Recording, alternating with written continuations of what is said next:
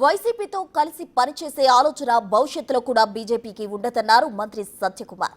YCP నేతల మాటలకు counter ఇచ్చారాయన. YCP లాంటి అవినీతి పార్టీ దేశంలో ఎక్కడా లేదని ఆరోపించారు.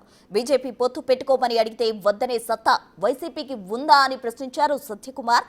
ఇంకా ఏమన్నారో మా ప్రతినిధి శివ అందిస్తారు. మంత్రి సత్యకుమార్ మనతో ఉన్నారు. ప్రధానంగా చూసుకుంటే సార్ చెప్పండి, అసలు వారధి కార్యక్రమం ఉద్దేశం ఏంటి? దాదాపుగా సంవత్సర కాలంగా నిర్వహిస్తున్నారు టీడీపీ, జనసేన, బీజేపీ. ప్రధానంగా వాటికి సంబంధించి అర్జీలు వస్తున్నాయి? వారధి ప్రధాన ఉద్దేశం ఏంటంటే ప్రజలు అనేక రకాలైన సమస్యలు ఎదుర్కొంటున్నారు, ఆ ఫిర్యాదులతో వస్తున్నారు, ఆ సమస్యల పరిష్కారం కోసం చాలా ఆశతో ఎదురు చూస్తున్నారు. వారు కూటమి ప్రభుత్వం మీద అనేకమైన నమ్మకాలతో అరే ప్రభుత్వం వస్తే మార్పు వస్తుంది, 5 సంవత్సరాల పాటు అణచివేతకు గురి చేయబడ్డాం, మా భూములు లాక్కున్నారు, దౌర్జన్యాలు చేశారు, ఉద్యోగస్తుల దగ్గర నుంచి ప్రతి ఒక్కరు కూడా అన్యాయం గురయ్యారు. కాబట్టి వారు ఇవాళ ఫిర్యాదులు తీసుకొని వస్తున్నారు. దాంట్లో భాగంగా తెలుగుదేశం కానీ లేదా జనసేన పార్టీ కానీ లేదా భారతీయ జనతా పార్టీ కూడా వారధి పేరుతో ఒక ఈ ఫిర్యాదుల స్వీకరణ సమస్యల పరిష్కారం కోసం కార్యక్రమం నిర్వహిస్తుంది. దాంట్లో భాగంగా ఈ రాష్ట్ర మంత్రిగా నా దగ్గర నుంచి రాష్ట్ర అధ్యక్షురాలుగా పురంధేశ్వరి గారు, ఇతర మా పార్టీకి సంబంధించిన ఎంపీలు కానీ ఎమ్మెల్యేలు కానీ రోజుల వారీగా కూర్చుంటున్నారు. ఒక క్యాలెండర్ ఏర్పాటు చేసి దాంట్లో కూర్చోవడం, ఆ సందర్భంగా పార్టీ రాష్ట్ర కార్యాలయంలో ప్రజలు రావడం, వాళ్ళ ఫిర్యాదులు స్వీకరించడం, పరిష్కారం గురించి చేస్తున్నాం. అయితే చాలా వరకు సమస్యల పరిష్కారం చాలా వరకు వస్తున్నవి రెవెన్యూకి సంబంధించి వచ్చాయి. ఆ రెవెన్యూకి సంబంధించినవి ఏంటంటే కుటుంబ సభ్యుల మధ్య లేదా గతంలో ఉన్న రాజకీయ పార్టీ, అధికారంలో ఉన్న పార్టీ మా భూములు లాక్కుందనో లేదా కబ్జా చేసిందనో లేదా సర్వేల పేరుతో తగ్గించిందనో, ఎక్స్టెంట్ని తగ్గించిందనో ఇతరత్ర సమస్యలతో వస్తున్నారు. వాటికి సంబంధిత రెవెన్యూ శాఖకు పంపిస్తున్నాం, పరిష్కారం కోసం ప్రయత్నం చేస్తున్నాం. అయితే రెవెన్యూ సమస్యలు ఏంటంటే ఓవర్ నెట్ తీర్చబడేవి కాదు, దానికి కాస్త సమయం తీసుకుంటుంది.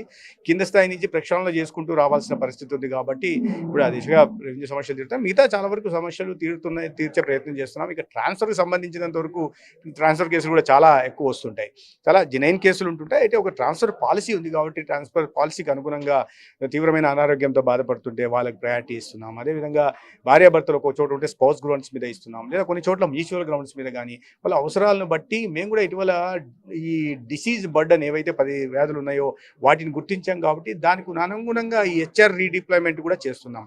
ఇప్పుడే ట్రాన్స్ఫర్లు ఓపెన్ చేశారు కాబట్టి ఒక పాలసీ తయారు చేసి ట్రాన్స్ఫర్ చేస్తున్నాం. చాలా వరకు ఉద్యోగాల గురించి కూడా వస్తున్నారు. ప్రజలు గతంలో ఏం చేశారంటే ఎటువంటి నిబంధనలు పాటించుకోకుండా ఎవరికి కావాల్సి తీసి పడేయడం, కావాల్సిన వాళ్ళని పెట్టుకోవడం, మందిమాగుల్ని ఈ రకంగా చేశారు. అంటే ప్రభుత్వానికి ఏ నిబంధనలు ఉంటాయని, కొన్ని రిక్రూట్మెంట్ రూల్స్ ఉంటాయని లేదా సర్వీస్ రూల్స్ ఉంటాయని దీనిలోంచి పూర్తిగా బయటకు వచ్చి గతంలో చేశారు. అదే రకంగా ఇప్పుడు కూడా ప్రజలు కోరుకుంటే ఇలా జరగాలి అని చాలా చోట్ల తెలియక వస్తున్నారు. మేము వాళ్ళకి వివరిస్తున్నాం, ఈ రకంగా నోటిఫికేషన్ లేకుండా ఉద్యోగాలు ఇవ్వడానికి లేదు, ఈ రకంగా ఎవరంటే తీసేసి కొత్తగా పెట్టడానికి లేదు, ఇబ్బందులు ఉంటున్నాయి. కాబట్టి అర్థమయ్యేలాగా వివరిస్తున్నాం. తర్వాత అవకాశాన్ని బట్టి నియమ నిబంధనలకు అనుగుణంగా వాళ్ళ మెరిట్ని బట్టి ఉద్యోగాలు ఏమైనా ఉంటే అవకాశాలు ఇవ్వడానికి కూడా ప్రయత్నం చేయాల్సిందిగా చెప్తున్నాం. ఇతర చాలా చోట్ల ఇప్పుడు చాలా చూస్తే గోవులను పెంచుతున్నాం, భూమి కేటాయించారు, లీజ్ ఎక్స్టెండ్ కావాలన్నారు, లేదా కన్స్ట్రక్షన్ చేయడానికి కావాలన్నారు. ఇది సంబంధించిన కలెక్టర్ చెప్పాం. ఇతరత్ర సమస్యల గురించి కూడా ప్రజలు వస్తున్నారు. వీటిని గుర్తించి అవకాశం ఉన్నంత వరకు అక్కడికక్కడే వాటిని పరిష్కరించే దిశగా కూడా ప్రయత్నాలు చేస్తాం. సార్, ఇటీవల కొవ్వూరు మాజీ ఎమ్మెల్యే ప్రసన్న కుమార్ రెడ్డి మాట్లాడుతూ గత ప్రభుత్వంలో మోడీకి రాజ్యసభలో, లోక్సభలో మద్దతు పలికాము, ఎన్డీఏతో కలిసి ఉంటే గెలిచేవాళ్ళం, 29లో ఎన్డీఏతో కలిసి పోరాడాలంటే కలిసి ఉండాలని చెప్పి ఆశిస్తున్నామని చెప్పి దీన్ని ఎట్లా తీసుకుంటారు?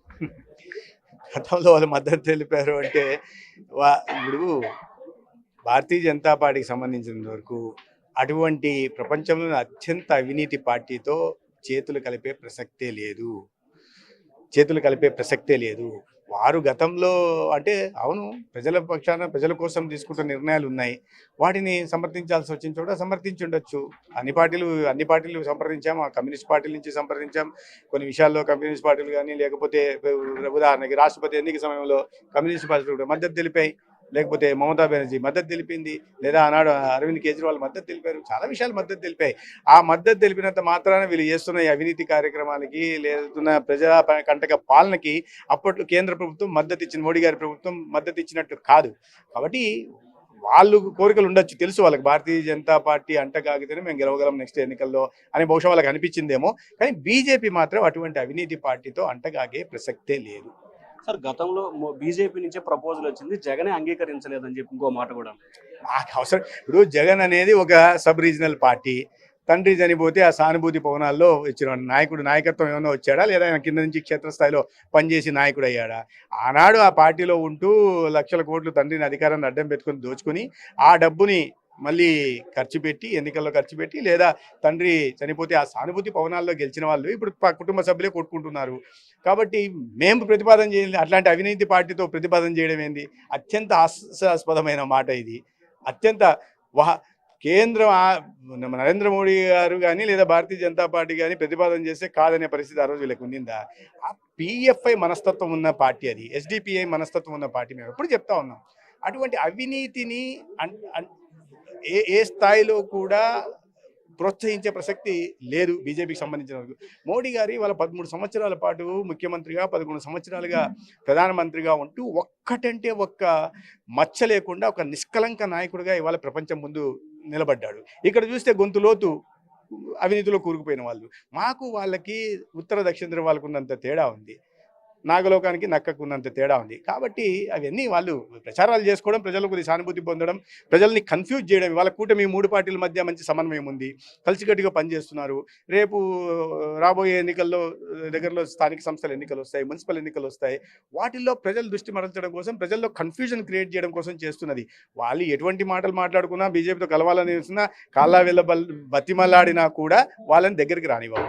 సో ఇది ఎన్ని ప్రయత్నాలు చేసినా భారతీయ జనతా పార్టీ వైసీపీతో కలిసి పనిచేసే ప్రసక్తే లేదు.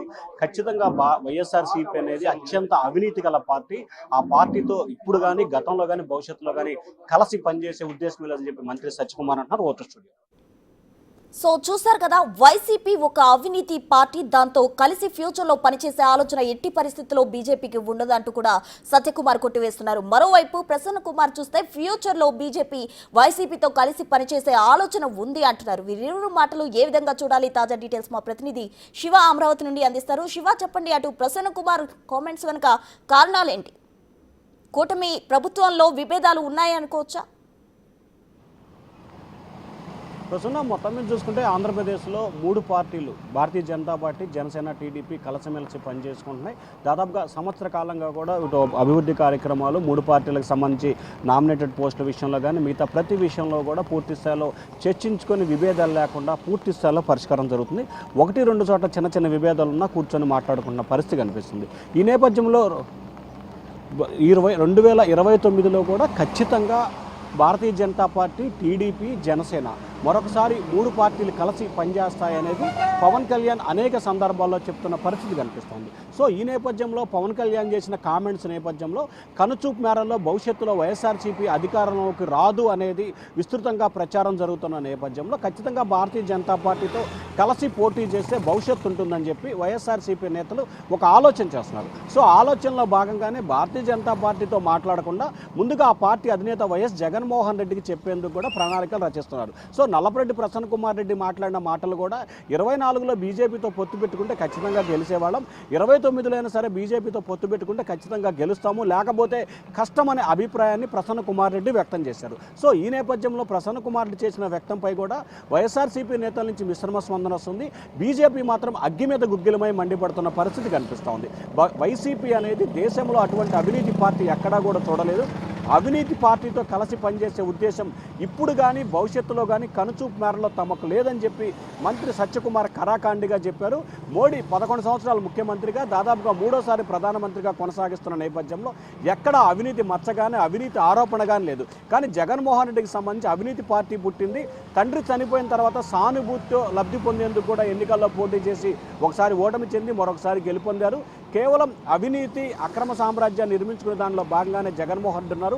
అటువంటి పార్టీతో తాము ఎట్టి పరిస్థితుల్లో కలిసి పనిచేసే అవకాశం లేదు అని చెప్పి కొండబద్దలు కూడా చెప్పారు. సో మొత్తం మీద చూసుకుంటే వైఎస్ఆర్సీపీ నేతలకు సంబంధించి కూడా కనుచూపు మేరల్లో అధికారం వచ్చే ఆలోచన లేదు కాబట్టి భారతీయ జనతా పార్టీతో కలిసి పనిచేస్తే భవిష్యత్తు ఉంటుందని చెప్పి ఆ పార్టీ నేతల ఆలోచనగా కనిపిస్తూ ఉంది. సో ఆలోచనకు అనుగుణంగానే ఇప్పటి నుంచే ముఖ్యంగా ఎటువంటి బలం కానీ లేని రాయలసీమ ప్రాంతం, ముఖ్యంగా నెల్లూరు ప్రాంతం నుంచి ఈ కామెంట్ చేయటం వెనుక కూడా కూటమిలో విభేదాలు సృష్టించడమా, లేకపోతే భారతీయ జనతా పార్టీకి టీడీపీ లేకపోతే వైసీపీ ఉందనే సందేశాన్ని ఇచ్చే ప్రయత్నం అంటే ఇండైరెక్ట్గా టీడీపీని బెదిరించే కార్యక్రమం అనే దానికి సంబంధించి రకరకాల ఊహాగానాలు అయితే వినిపిస్తున్నాయి. కానీ జనసేన అధినేత పవన్ కళ్యాణ్ కానీ, లేకపోతే టీడీపీ అధినేత చంద్రబాబు కానీ, లేకపోతే బీజేపీ జాతీయ నాయకత్వం కానీ ప్రస్తుతానికైతే ఈ 5 సంవత్సరాల పాటు కలిసిమెలిసి పనిచేసే ఆలోచనతోనే కనిపిస్తున్నాయి. కానీ పవన్ కళ్యాణ్ మాత్రం 3 పార్టీలు కలిసి 15 ఏళ్ళు కలిసే ఉంటాయని చెప్పి కూడా కొండబద్దలు కొట్టిన చెప్పిన పరిస్థితి కనిపిస్తూ ఉంది. మరి చూడాలి రానున్న రోజుల్లో వైఎస్ఆర్సీపీ నేతలు ఏ రకంగా వ్యవహరించబోతున్నారు,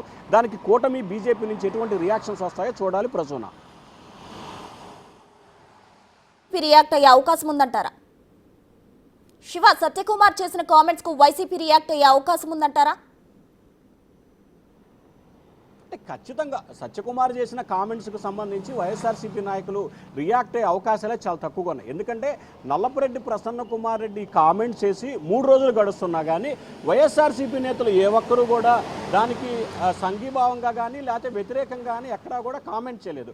కొంతమంది వైఎస్ఆర్సీపీ నేతలు అంటే మీడియా ముందు కాకుండా మామూలుగా మాట్లాడిన సమయంలో అది ప్రసన్న కుమార్ రెడ్డి వ్యక్తిగత అభిప్రాయం తప్ప అది పార్టీ అభిప్రాయం కాదని చెప్పి ఆ పార్టీ నేతలు చెప్తున్నారు. సో ప్రసన్న కుమార్ రెడ్డి కామెంట్స్ని వైఎస్ఆర్సీపీ పట్టించుకోనప్పుడు ఇంకా సత్యకుమార్ చేసిన కామెంట్స్ని వైసీపీ ఏ రకంగా స్పందిస్తున్న అవకాశాలు అయితే లేవు. ఖచ్చితంగా స్పందించే అవకాశాలు అయితే ఏమాత్రం కూడా కనిపించట్లేదు. ప్రసూన. రైట్ శివ.